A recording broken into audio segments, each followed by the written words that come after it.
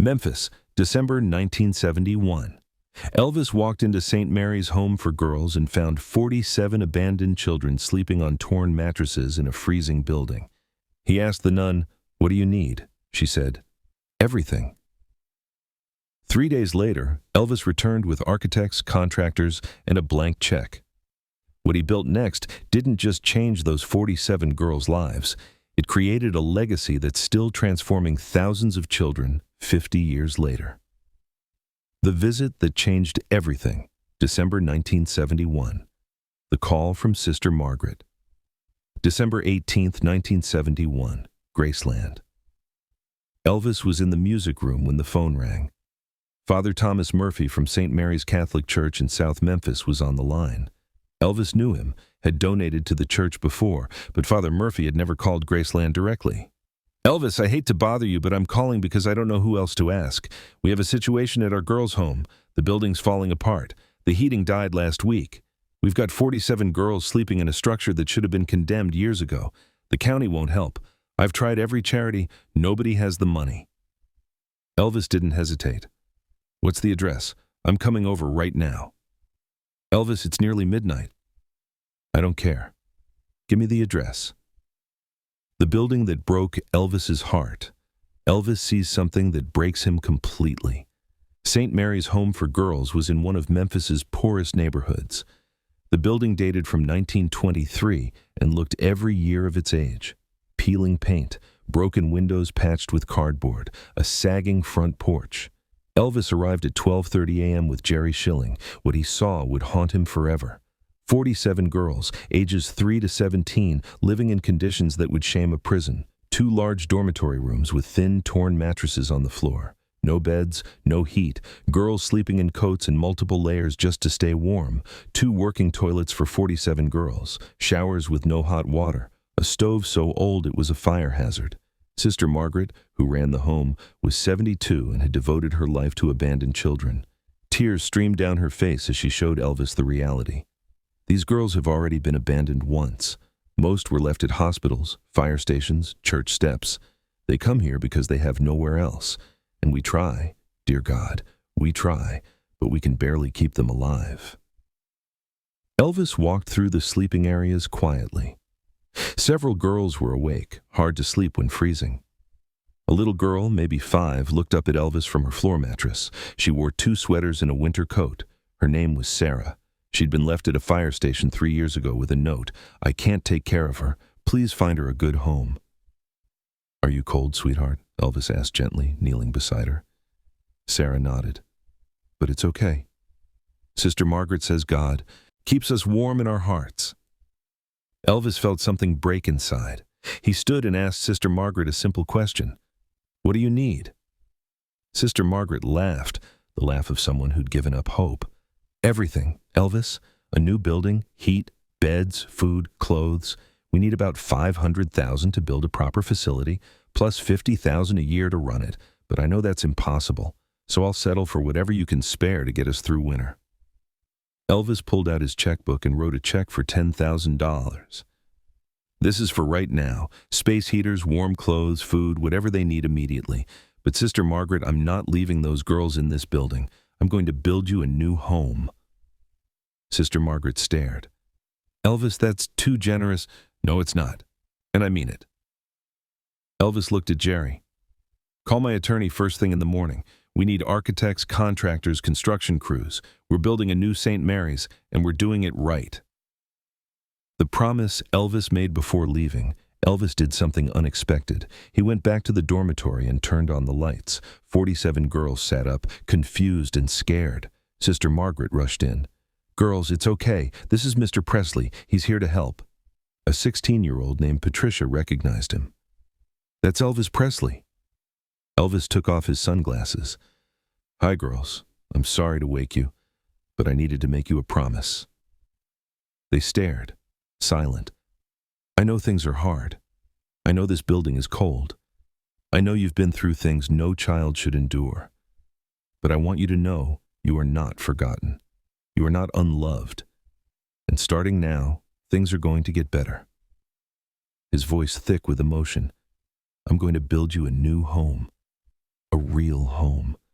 With beds for everyone, with heat, with a kitchen that makes proper meals, with everything you deserve. A little girl raised her hand. How long will that take? Elvis smiled. As fast as I can. But while we build, I'll make sure you have everything you need here. That's my promise. Another girl. Why are you doing this? You don't even know us. Elvis's eyes filled. Because when I was a boy, my mom and I were so poor, we got evicted. We had nothing. I remember how scared I was, how cold, how hungry. I promised myself that if I ever made it, I'd help kids who are scared and cold and hungry. Every child deserves a warm place to sleep and someone who cares. The girls began crying, not from sadness, but from hope they hadn't felt in years. As Elvis left, he turned to Jerry. I've spent millions on cars, houses, jewelry, things that don't matter. This matters. Those girls matter. If I can't use what I have to help kids who have nothing, then what's the point? The Construction of Hope, 1972 to 1973. Construction begins, but Elvis doesn't stop there. 3 days later, Elvis returned with architects and contractors. He'd purchased 15 acres of beautiful land outside Memphis. The architects presented plans for a facility housing up to 100 girls. Elvis kept adding, they need a school, a real school on the property, hire teachers. They need a chapel. Sister Margaret said prayer is important. They need a playground, a real playground with safe equipment, and a sports field. They need a medical clinic on site. These girls need counseling, medical care, dental care. They need a library. Every child should have access to books. By the time Elvis finished, plans showed a $2.3 million complex that looked more like a small campus than an orphanage. His accountant worried. Elvis, this is significantly more than estimated. Build it exactly as designed, and I want it done in 18 months. That's aggressive. Those girls are sleeping on floors in a freezing building. Make it happen. It happened in 16 months, the details that mattered. Elvis didn't just write checks. He was involved in every detail. Each girl would have her own bed, not bunks, but individual beds with comfortable mattresses. They deserve privacy and dignity. Dormitory rooms housed no more than 8 girls per room, each with its own bathroom, commercial-grade kitchen with professional cooks. These girls have been hungry. Make sure they never go hungry again. Modern teaching materials and trauma-informed teachers, beautiful chapel with stained glass and a piano. Music heals. They should have music. A scholarship fund with $500,000 initial funding. Every St. Mary's graduate would have money for college, trade school, or vocational training. And an endowment, $1 million, that could never be touched, only interest used for operations. Later he'd add $2 million more. Total, over $4 million between 1971 and 1977, never publicized, never about himself. Sister Margaret once asked, Elvis, why not let people know you'd inspire others to give? Elvis shook his head. This isn't about me getting credit. It's about those girls getting what they need. God knows. The girls know. That's enough. The grand opening, October 1973. October 12, 1973, the new St. Mary's opened. Beautiful brick buildings around a central courtyard, dormitories that felt like home, a bright school, a breathtaking chapel, a playground filled with laughter, a medical clinic, a library of possibilities. Elvis attended but insisted on staying in the back while Father Murphy and Sister Margaret gave speeches thanking the anonymous donor. But the girls knew. When Father Murphy finished, all 47 original girls stood, turned around, and chanted, Elvis, Elvis, Elvis! They ran to him, surrounded him, hugging, thanking, crying, and laughing. 5-year-old Sarah grabbed his hand. You kept your promise. Elvis knelt. I told you I would, sweetheart. And there's something else. You all get to pick your own beds today. Any bed you want, and it's yours. Nobody can take it from you. That afternoon, Elvis personally walked each girl through dormitories, helping them choose beds, rooms, spaces. He helped them unpack, made sure each knew where everything was. That night, 47 girls went to sleep in warm, comfortable beds in a safe place that felt like home. The lives that changed, 1973 to 1997. The results. Of the original 47 girls, 38 graduated high school versus typical orphanage rate under 50%, 29 attended college or vocational school using Elvis's fund, 41 became self-sufficient adults with careers. Sarah's story. Sarah, the 5-year-old in the coat, thrived at St. Mary's. She discovered a love of science, spent hours in the library reading about medicine. She graduated in 1984 and used Elvis's scholarship to attend University of Tennessee. She became a pediatric nurse, specializing in helping children from difficult backgrounds. In 1997, Sarah returned to St. Mary's as medical director of the on-site clinic. She spent 23 years caring for girls who came after her. "Elvis saved my life," Sarah said years later. "Not just by building this place, but by showing me that one person who cares can change everything. Because he cared, I became someone who could care for others." Patricia's story. Patricia, the 16-year-old who'd recognized Elvis, had been abandoned at 3 days old. At St. Mary's, a teacher recognized her writing talent. Patricia won scholarships and attended Northwestern University. She became an investigative journalist for the New York Times, specializing in child welfare and foster care reform. In 2005, she won the Pulitzer Prize for articles that led to major foster care reforms, helping tens of thousands of children. Accepting the Pulitzer, this award belongs to Elvis Presley, who saw a scared girl on a floor and decided she deserved better. "Everything I've accomplished started with his decision to care." The numbers. Between 1973 and 2024, 1,200 plus girls called St. Mary's home. 89% graduated high school versus national foster care average of 50%. 67% attended college or vocational programs.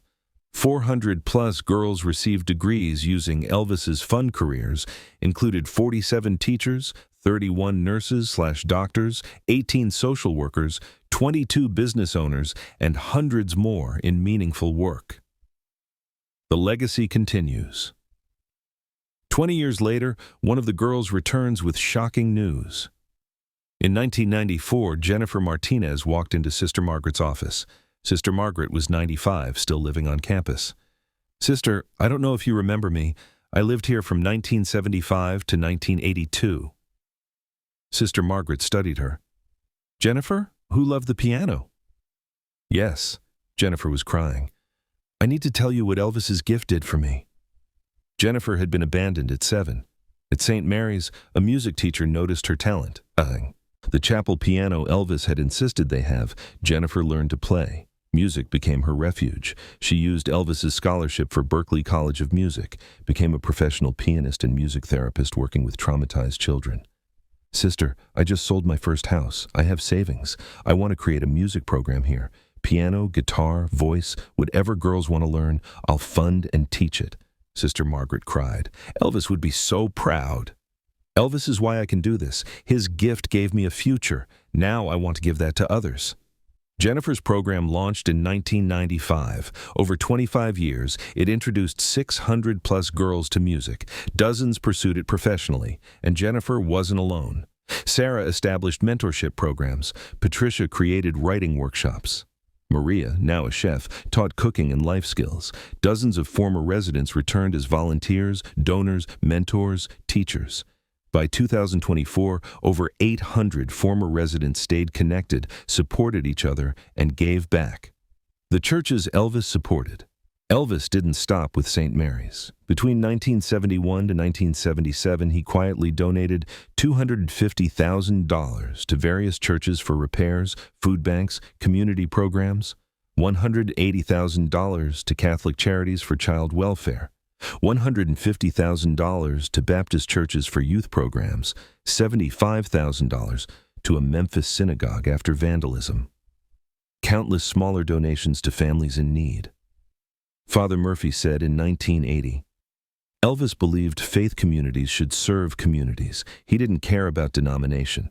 If a church was helping people, Elvis supported that work. He gave more in his final 6 years than most give in a lifetime, and he did it quietly. The Time Capsule, 2023. Today, they open the time capsule Elvis buried. What's inside makes everyone cry.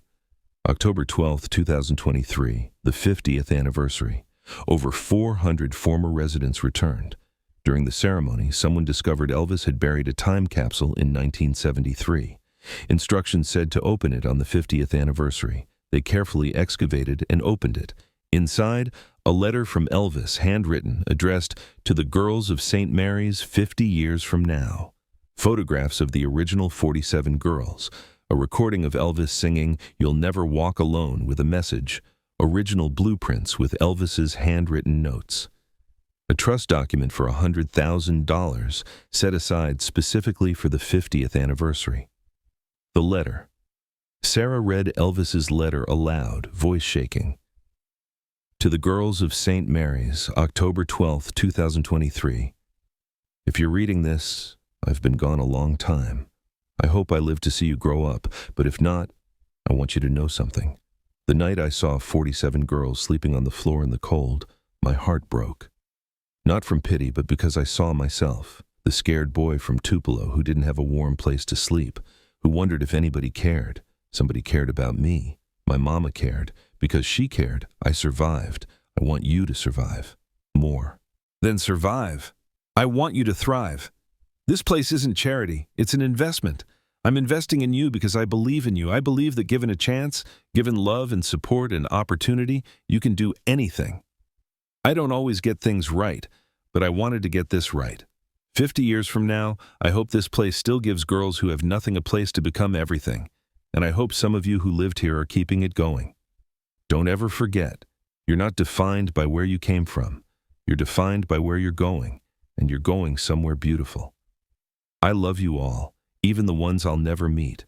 You matter. You always mattered. Keep singing, keep dreaming, keep believing. Elvis Aaron Presley. December 1971, 400 people stood in tears. Then spontaneously began singing "You'll Never Walk Alone," the legacy that lives on, 2024. Today, St. Mary's is one of the most successful residential facilities for at-risk girls in America. Elvis's endowment has grown to $12 million, ensuring the facility will never close from lack of funds. The scholarship fund, expanded by former residents, now totals $3 million. The facility has been expanded twice, now serving 150 girls at a time. The model Elvis created has been replicated by 30-plus organizations nationwide. An estimated 10,000-plus children have been helped by facilities modeled after Elvis's vision. Sister Margaret passed away peacefully in 1998 at age 99, having witnessed the transformation of hundreds of girls' lives. Her legacy, intertwined with Elvis's, continues in every girl who walks through St. Mary's doors. Have you ever had someone invest in you when you had nothing? Someone who saw potential when everyone else saw problems? Share their name in the comments. Sometimes one person's belief can change everything.